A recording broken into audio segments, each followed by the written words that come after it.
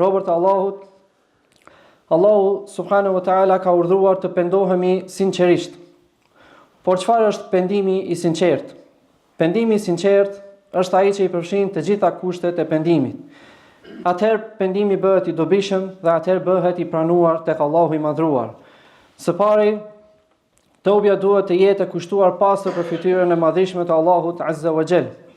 Pasi Allahu i madhruar ka urdhëruar që të gjitha ibadetet i kushtohen vetëm atij, një i paortak, prej ibadeteve është edhe pendimi tek Allahu i madhruar.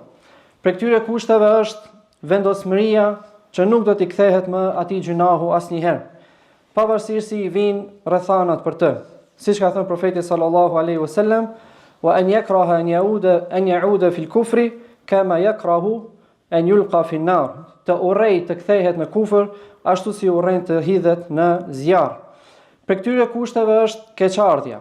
Keqardhja për gjunahun që e ka bërë dhe për mos përmbushjen e hakut të Allahut subhanahu wa taala.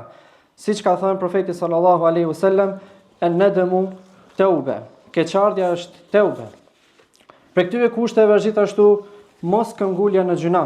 Nuk është e pranueshme të thuash i kërkoj falje Allahut për këtë gjuna, ndërkohë që vazhdon ta bësh dhe nuk e lë. Siç ka thënë Allahu azza wa jall, wa lam yusirru ala ma fa'alu wa hum ya'lamun. Dhe nuk ngulmojnë me vetdije në gabimet që kanë bërë.